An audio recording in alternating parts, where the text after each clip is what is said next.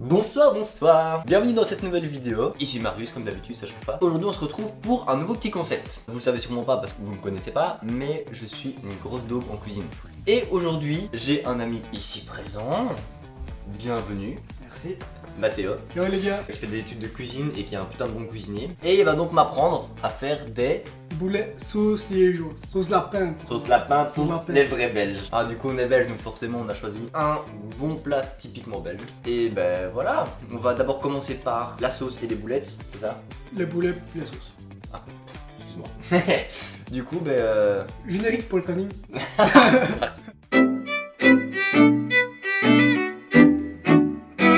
Alors pour ce plat, il nous faudra des oignons finement coupés, 2 ou 3 en fonction de la taille, c'est très bien. Ici on en aura trop. Des oignons hachés, 2 aussi, de l'ail, 2-3 gousses, de la chapelure, du sirop de liège, 500 g de viande hachée, 50 g de raisin, plus si on aime bien, 2 œufs, on n'utilisera qu'un, du beurre, du sel, du poivre, de l'origan et de la bière, de la Philomène en l'occurrence ici. Allez c'est parti. Donc on a de la viande hachée, on a de l'oignon. Vous avez vu sur le travelling, c'est cela pour les oignons, c'est Ouais. ça? Ouais, c'est cela. Hop, c'est de la chair. Et je vais mettre un peu d'ail avec. Un peu d'ail qu'on a ici. Et ensuite, pour lier le tout, on va mettre de la chapelure et un œuf. Bah allons-y. Tout simplement. Ok, bah, tu peux mettre la viande hachée dans le saladier. Tout? Ouais, tu peux mettre tout. Ok. Tu peux mettre de l'oignon. Ok, l'oignon. Ouais. On va commencer par la moitié. Et la moitié de l'ail aussi. La moitié de l'ail, ok. Ok, bah maintenant tu vas malaxer. Tout. Petit cochon, ouais. Oh, c'est... Mon Dieu. Non mais je suis pas habitué aussi. On précise que tu t'es lavé les mains avant. Ah oui, clairement, ouais. Heureusement. Ensuite, Tu peux mettre assaisonner, un sel, poivre, un peu de basilic. je vais peut-être me laver les mains du coup. Ok, quelle quantité? Beaucoup, pas trop, un peu... Pas trop. Il poivre pas fort, celui-là, je le sais. Et basilic. Ah, ça marche vachement bien, ça. Et tombe pas fort non plus. Hein. Genre malax, du coup. Je t'en prie. Non, mais j'ai pas vraiment des mains de cuisinier, hein, il faut dire ce qui est. Ok, tu peux rajouter un œuf. Et c'est reparti. Ah, ça me dégoûte.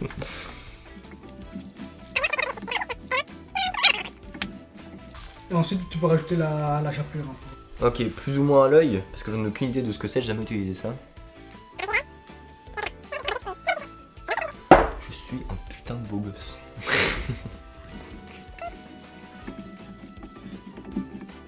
Ça te paraît bien là?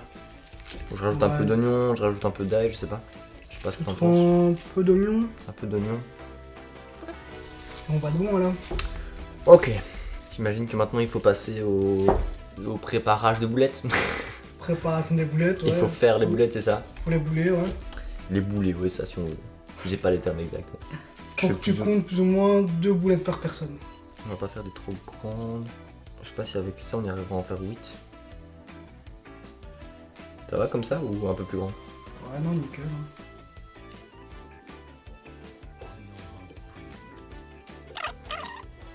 Parce qu'il faut quand même dire aux gens que les plats que je sais faire c'est les pâtes quoi.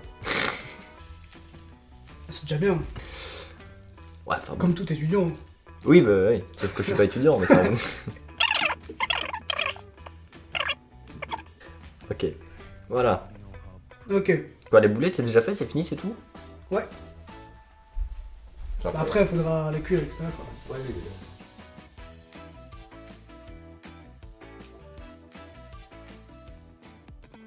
ok.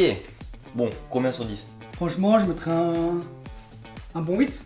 Un 8. Un bon 8, mais c'est pas super compliqué. Donc, voilà. Ouais, mais j'ai quand même raté les proportions. Je veux dire, il y en a quand même 4 énormes et 4 toutes petites quoi. Ouais.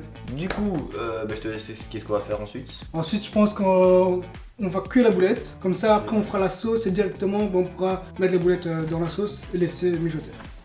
Ok, bah let's go. Transition là. Donc premièrement, on laisse fondre le petit beurre qu'on étale bien partout sur la toile, c'est bien ça. Toujours. Ok, une fois que tout est bien cuit, On rajoute les boulettes. Par une ou pas, ça on s'en fout, hein. C'est juste moi qui suis un peu con. C'est ma petite toque personnelle, c'est pas grave. Ensuite, une fois que ça commence à bien cuire en dessous, on essaie de décoller parce que sinon, forcément, ça colle, c'est un peu ennuyant. Hein. Ça a collé un petit peu, ouais. Juste le fait de saisir un peu la viande. Ouais, c'est ça. Puis on les retourne une par une. C'est ça. On redécolle aussi l'autre côté du coup parce que ça risque de coller aussi. C'est pas si compliqué en fait la cuisine finalement. Bah non, c'est tout simple. Une fois que t'as compris quelques trucs, C'est aussi à force de faire et de refaire forcément. c'est ça. On a mis un couvercle au-dessus pour que ça chauffe convenablement. Et donc là, on dirait que c'est cuit, mais en fait non. Et comment voir si c'est cuit ou pas? Bah moi, ce que je fais, c'est je les tâte un petit peu et quand elles sont trop molles, ça veut dire que l'intérieur, la chair, n'est pas bien cuite. Et quand on tâte et que c'est un peu plus ferme, Ça veut dire que l'intérieur est cuit. ouais, voilà. C'est le cas pour les plus petites généralement, qui cuisent plus vite, c'est ça? Ouais. Genre ici, on voit bien que ça commence à être vachement bien cuit. Ok. Et voilà le magnifique résultat. C'est incroyable. T'as bien fait ça. Bon, maintenant que les boulettes sont terminées, combien sur 10 pour maintenant c'est cuit? Je vais dire un 7. Ça va. Bon, du coup, maintenant on va passer à la sauce, c'est ça? Ouais. Explique-moi. On va commencer par faire suer les oignons avec l'ail. On va leur faire du sport ou c'est quoi? C'est fort. On va faire suer donc les oignons et l'ail. Ensuite, on rajoutera le sirop de liège, puis de la bière. Ok. Et d'ailleurs, en parlant de bière, on a choisi de prendre la Philomène. Alors pourquoi? Bah, tout simplement parce qu'on est malonnois et que la Philomène vient de la brasserie du Clocher qui se situe À Malone. à Malone. Qui se situe clairement à Malone. On a voulu faire un peu parler le terroir. Cuisiner local, quoi, comme on dit. D'ailleurs, la viande vient aussi de la boucherie De Cosseur qui se trouve À Malone. à Malone, bien sûr. Voilà, du coup, bonne petite bière qu'on met dans la sauce. Puis ensuite, on rajoutera les raisins secs. Et c'est tout. Enfin, après, Assaisonner. assaisonner, ouais. Et du coup, ça, on fait tout ça pendant qu'on cuisine. Enfin, pendant qu'on cuit, je veux dire. On met pas tout dans le même truc. Et puis... Ouais, on va faire un par un, assaisonner, puis laisser réduire et laisser mijoter un petit peu. Combien de temps je demande de jeter? Comptez pas une bonne demi-heure, je pense. Ok, bon. Ben, on va se retrouver en off avec les images de la cuisson. C'est parti. Transition là. Donc vous prenez une casserole, vous mettez une noix de beurre. 2 bonnes notes de beurre même. Ok, donc on laisse fondre le beurre tranquillou. On met un peu partout sur la casserole forcément. Une fois que c'est fait, on vient faire suer les oignons avec de l'ail. Et on sait quand que c'est plus ou moins prêt et qu'on peut mettre la suite. Quand les oignons deviennent un peu translucides, un peu transparents, on va dire. Ok, d'accord. On rajoute 2 bonnes cuillères à soupe de sirop de liège. Ça, comme on disait tout à l'heure, on peut en rajouter par la suite. C'est vraiment au goût de chacun, si c'est trop sucré, pas assez sucré. Il y a plusieurs maisons, j'ai envie de dire, pour réaliser cette sauce-là, mais voilà, moi c'est comme ça que... Ok, donc une fois que tout est bien mélangé avec le sirop de liège, Les petits raisins secs. ça aussi c'est au goût de chacun, on peut en rajouter ou pas par la suite. Ouais, mais évidemment. Et une fois que c'est fait, on laisse un petit peu mijoter tranquillou pendant quelques minutes, c'est ça? Ouais. Le temps que ça devienne assez liquide. Ça prenne toutes les saveurs. Exactement. Et quand c'est fait, le meilleur moment. Et on vient rajouter la petite bière. Et ici de la Philomène, comme on disait tantôt, pour le terroir et le local. Là aussi c'est au goût de chacun, mais nous on a plus ou moins mis un demi-litre. Mais en soi, comme tu me disais, c'est que comme on laisse mijoter, avec la vapeur ça s'en va, et du coup il n'y a pas que de la bière. Ça va réduire, du coup il y aura moins de liquide, du coup on va en rajouter un petit peu. Ah ouais, c'est ça. Et puis vers le milieu de la cuisson. Moi j'ai rajouté un quart de verre d'eau pour atténuer justement un peu ce côté brun. Pour pas que ce soit trop lourd entre guillemets. Ouais. Et puis on laisse mijoter pendant une demi-heure.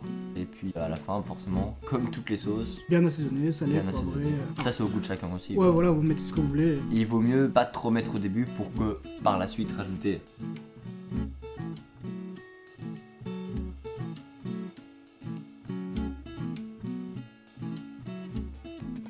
Bon, la sauce est terminée, on a laissé mijoter avec les boulettes dedans du coup. Maintenant, il faut au moins un petit accompagnement. Attention, je parle Attention. en poisson, hein. Je parle d'un petit accompagnement de féculents par exemple. Des pâtes, Par exemple, du riz, du riz pourquoi par pas. exemple, ou bien Ou bien des frites. des frites. Ouais. Du coup, dans Belgique, Bah pas oui. les choses en moitié. Du coup, on va faire des frites, c'est ça. On va pas les acheter surgelées, du coup, c'est pas. Bah non, écoute, on est où ici? En Belgique, hein, je te dis. Du coup, on va les faire nous-mêmes. On prend les pommes de terre. On va les éplucher. Avant de les couper, etc., on va les laisser un peu reposer dans de l'eau bien froide, évidemment.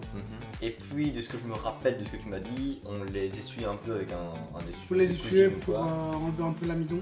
Puis, on les coupe en frites, en lamelles. Puis ensuite, quand t'as les frites, tu les laisses reposer dans l'eau aussi ou pas? Quand on les met dans la friteuse, elles doivent être bien secs. Ah, c'est chaud. Ok, ouais, c'est autre chose, parce qu'on fait pas les choses à moitié encore une fois. On va cuire dans de la graisse de bœuf. Déjà, ce qui est bien, c'est que ça sent moins. Personnellement, je trouve que ça sent moins. C'est pratique, parce que Ouais. quand ça pue la friture dans toute la baraque, C'est chiant. ça dure 3 jours. C'est on dégueulasse. va se le dire clairement, c'est casse-couille. C'est le seul défaut des frites, hein, vraiment. Ouais. Ok, allons-y. Générique pour les frites. C'est parti.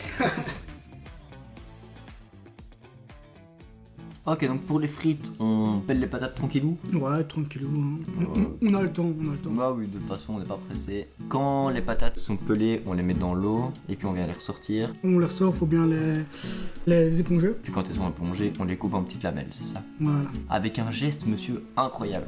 T'as vu On ça peut en parler. Une fois que c'est resté un petit peu dans l'eau, on vient éponger les frites coupées Les frites coupées, ouais. Bien les éponger. pour retirer l'amidon, comme tu disais. D'ailleurs, on peut voir que l'eau est clairement très, comment dire, sale, hein, Ouais. sale d'amidon. Et puis une fois que la friteuse est chauffée pour un premier passage à chaud à du 150 degrés plus ou moins, 150 degrés, ouais. là on vient les mettre dedans pendant quelques minutes. Il faut les cuire les frites pour arriver à une petite peau autour de la frite. Pendant, je dirais, 4-5 minutes, plus ou moins. Et puis une fois qu'on les a pré-cuites, on les met de côté et puis il faut recuire à du combien? Et lors du service, il faut venir vraiment les colorer à du 180 degrés. Là, du coup, comme elles sont déjà cuites, 2-3 minutes, ce sera nickel. Et on les cuit 2 fois pour avoir aussi un effet croquant aussi. Pour l'effet croquant. Magnifique, je te remercie. Avec plaisir. Bon appétit. Merci.